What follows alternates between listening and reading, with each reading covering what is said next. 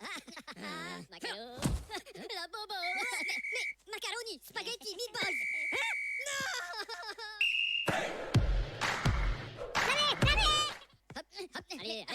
hop. Non. Macaro. La bobo. Macaroni, spaghetti, meatballs.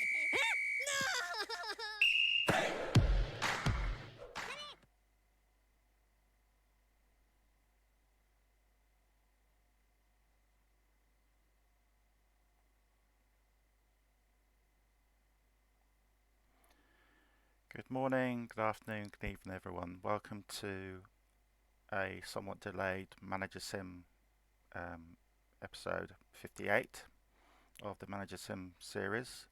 Again, I'm not really calling it the beginner series anymore because we're quite advanced. We're now into season 3 of possibly one of the final seasons of Elfsborg. I'm saying one of the final seasons for something for a later statement of what's going on in the future of the game. But as promised, this is a status of what the game looks like at the moment, especially in the Swedish leagues, because some teams have already gone into the international cups for this season. So let's go to the international cup straight away. We'll do that first. Champions League hasn't started yet. That's still in the qualifying one stage. That will take a while yet before any Swedish sides actually come into it. They don't come into it until qualifying 3, which is Helsingborg and Gothenburg. In the UEFA Cup, that hasn't even started yet. That's on qualifying 3. All these teams are not managed by human managers, or majority are not. And then we get into round 1, where the big clubs come in. That'll be Halmstad, VF, and Hammarby all come into this stage here. But what has actually started is the Toto can't even say it today, Toto Cup. And we thought that if we looked at the league table, this was the final league positions of last season. We were thinking, would Malmo get into the Toto Cup because of certain other clubs doing really well? And the actual answer to that question, much to Kay's joy, is that Malmo are in the Intertoto Cup. They all got into the Toto Cup. Actually started really early into the first round, and then in the second round, Malmo actually qualified, and they beat this Cypriot side, Apollyon, 6-0 in aggregate, so quite an easy win. And then in the semi-finals, Malmo joined Elfsborg. Elfsborg's first return into the European League after some like 2 seasons, and Elfsborg were drawn against the German side Dortmund, which when I looked at that, I thought, oh god, that's going to be extremely tough. Well, Malmo were against this Radniki side, the Serbian side, who finished 7th. Malmo beat Radniki 4-0 away, so they should easily, I think, get into the Toto finals. Well, my side surprisingly beat Dortmund 2-0 away. We dominated the game and we scored 2 goals, 1 penalty and 1 goal, so 2-0 up by half time and finished 2-0. My side has changed a little. We go back into how all the sides are doing later, but I was quite pleased with that result.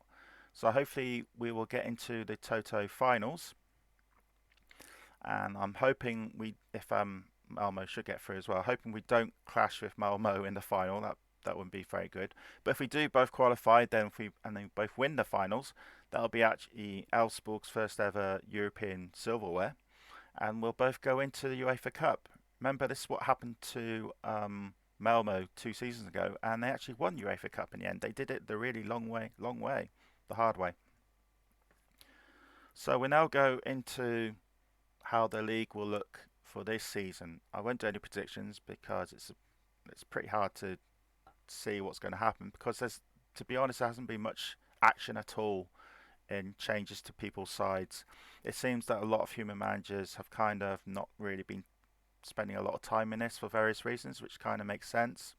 I've been getting very little feedback and very little articles coming back either, so I kind of thinking that everyone's kind of not really getting into this league anymore, which is sad to see, but I'm not really surprised. Uh, Try to prove me wrong, guys. So we'll start from bottom up, as we always do. Orgrat finished bottom last year.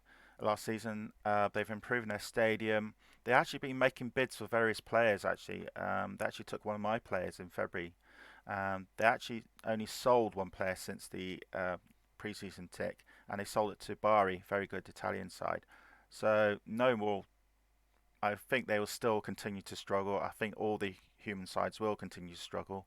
Norrköping were actually declared bankrupt in June the 2nd, month ago, so they're in even worse state. They've actually been bankrupt many seasons, so they've only got 21 players left. They've got a couple of hundred skilled players, but because of bankruptcy, they will play a lot of the youngsters in their side, so I think they will do worse this year. They might actually finish bottom. AIK, the fallen giants, the fallen champions, who were champions just 2 seasons ago, and then one of the biggest drops down because basically they lost Fritz as a manager.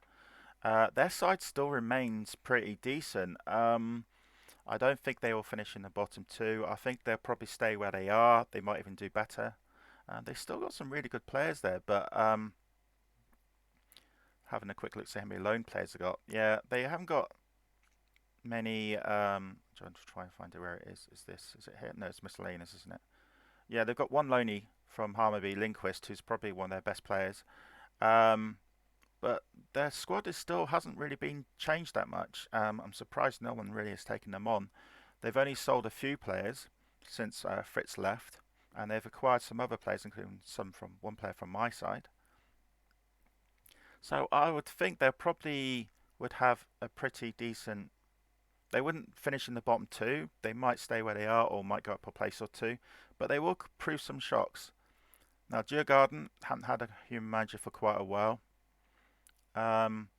They've also been bankrupted, so another Swedish side that were human manager, then they couldn't cope and then got bankrupted under the AI, and so their side is much weaker than it was end of last season. They still got quite a few players there though, but I see them not doing, probably staying where they are. We got Trelleborg, who were a human manager just a few months ago, game time, when Eric Bernio joined, and then he left literally a couple of weeks later. They've only acquired one new player from Gothenburg, a pretty okay defender. Their players are almost still the same. They haven't been bankrupted, so that's an advantage. They've still got quite a big squad, so I'd imagine them to a quite big squad, but not a very good squad, if that makes any sense. So I would think they will probably stay where they are. They might even drop down because I think AIK might improve a little bit. And then we get to the human managers. We first start with Malmo. We'll do my Elfsborg last. Malmo go under K, who's hoping for a much better season.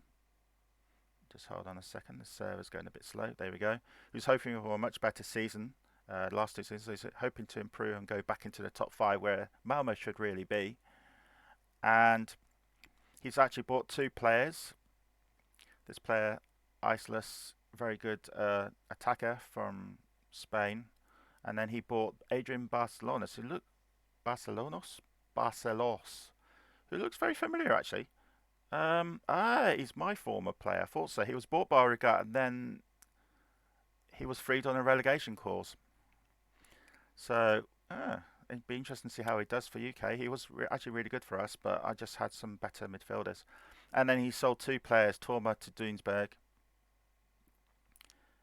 There we go. Again, the server's a little bit slow today. And this guy to Panathinaikos. So yeah, he hasn't been spending big, but with those 2 signings in, he should do reasonably well. VF under Andy, he's had a pretty busy pre-season. He's loaned a couple of players to from Managersim, which is also managed by himself. Okay, so I didn't realise he had 2 sides. Okay, fair enough. So what players has he brought in for this side? He's acquired a free transfer, which he then released straight away. Hewitt is still with him. Very decent 16-year-old actually, who could do well when he develops. And then Wilfred Lloyd to Everton. So he's made a few signings, so should do reasonably well. I don't see any substantial improvements though where he is, to be honest with you though. Halmstad under Andre. Oops, wrong button. What has he done? He's done nothing, actually. He's done nothing. He hasn't actually bought anyone, so really, since January. So it looks like he doesn't really spend that much time on the Halmstad, I think.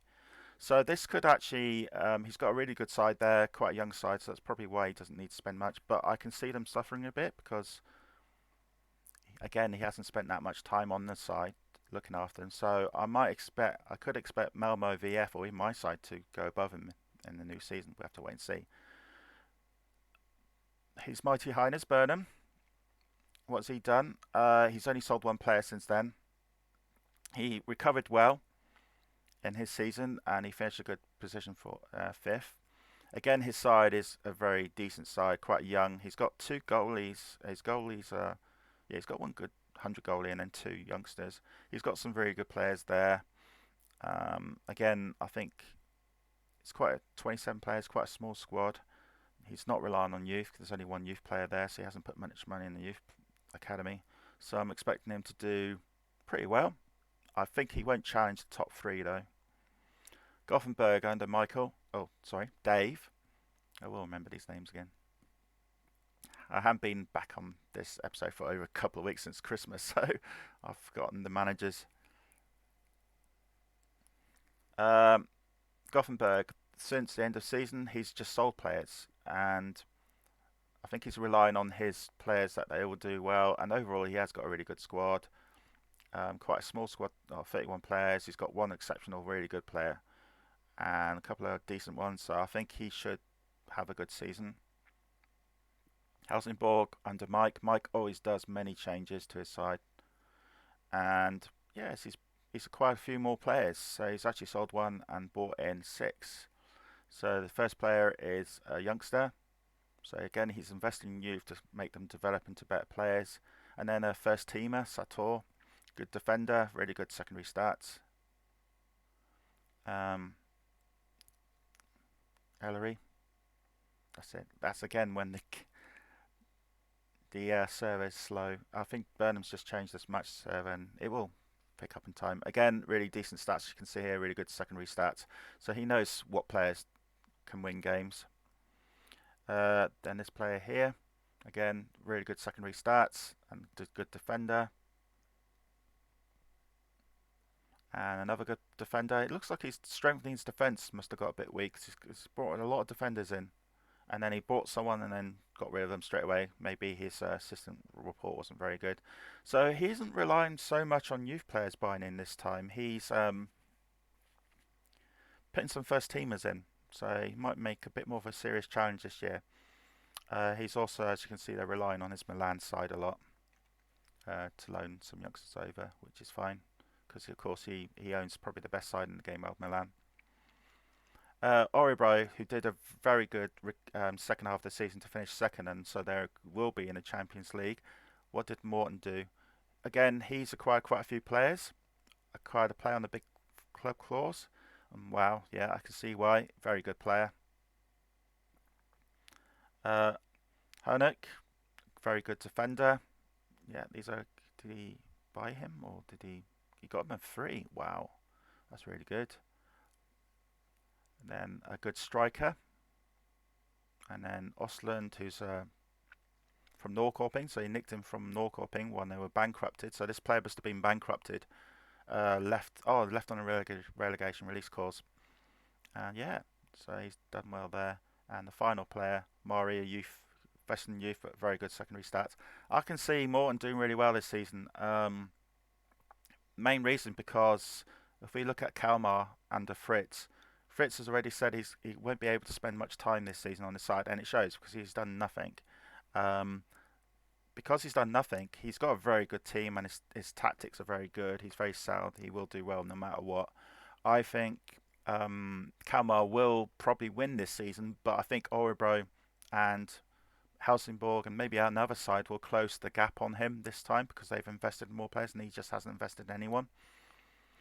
And then we finally go to my Elfsborg side. I've made a couple of changes due to a formation change.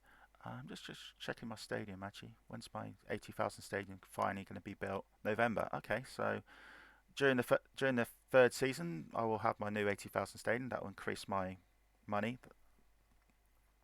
What have I done? I've been busy, obviously. Um, I've acquired quite a few new players, and some I've invested in well.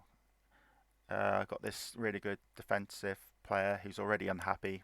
That's a bit of a bug, I think. He's already unhappy. I bought him in pre-season. I haven't played him any league games yet because I haven't had the chance to. Only one really, and that was my Toto game. I put Ericsson, pretty reasonable. He's a squad player. He's got reasonable secondary stats. He's going to be played a few times.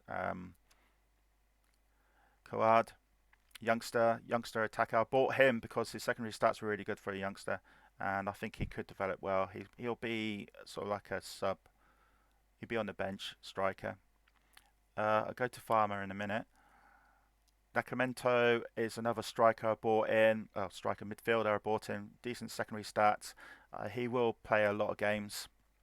I'm investing in a lot of squad players, really good squad players. This guy here, I can't even pronounce the name. Jarakuchi, I think. Defender, he's already played one game. I've invested a lot of money into some of these signings. I actually got him on the free though, so that's probably my bargain of the season.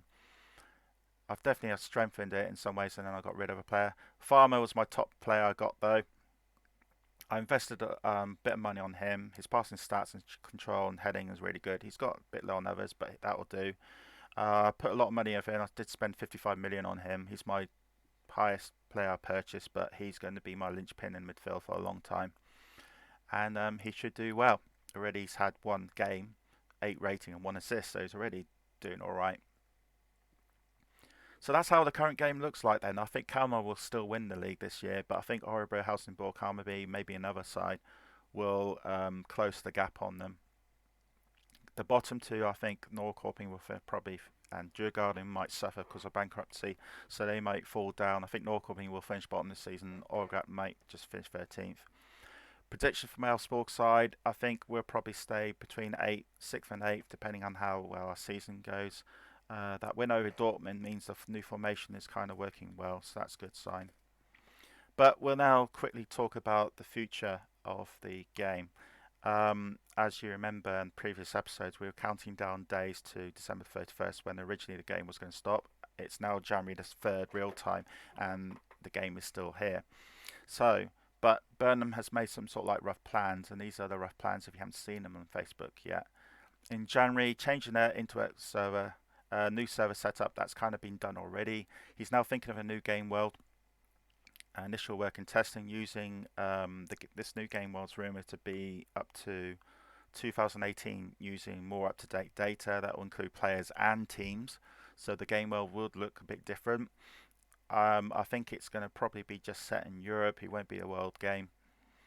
And then we got in February new game world on new server, and then opened up for only patron support sponsors only. So any of you guys who are playing this game for free, you won't be allowed to go on here. You have to put money in. And then he's got a couple other plans here, all the way up to July, where it could be pay to play. So that would be for everyone, and that would then give him sort of like a monthly figure of money coming in, because obviously the patron money is still going in, but it's much lower than he hoped. But these are just ideas, as he said here, very raw, not so detailed, so this could always change all the time. So we'll just have to wait and see how we get on. But everyone who's still in the game, thanks for all your support, and I hope you enjoy Managersim as much as I do. I'm not in as the games as much as I used to for various reasons. I've just taken over Ajax in Game World 1, which will be a pretty good challenge, I think. It can kind of give me the PSG vibes back after I lost PSG after 23 seasons. Yes, I'm still a little bit bitter about that. But we're hoping that this season will go well in Sweden. I'll do regular updates when I can, especially if Elfsborg are still in Europe. I'll always do updates about them. And the next update should be when the preseason kind of ends, and when we'll know what happens to Elfsborg and Malmo in the Toto Cup. The actual season does not start until August, so it's going to be pretty the next episode might not be for another week or so now after this, but I thought it's best if I do an episode now just to give you some pre-season thoughts and ideas and what's going to happen about the future of Managersim, and also because Elfsborg were in the International Cup. But that's it from me for now. I hope you enjoyed this episode. Episode 59 again will be coming in the next couple of weeks. If anyone wants to put any comments about how they think the season goes, then please do, because I virtually have got nothing. I know maybe the thrill of the community spirit of this Swedish league is not as high as it used to be for various reasons. Again, I can totally understand that, but it'd be nice to have a bit of feedback from some of you whenever you can. But thanks again, everyone, for your support, and I'll speak to you guys very soon. So, goodbye for now.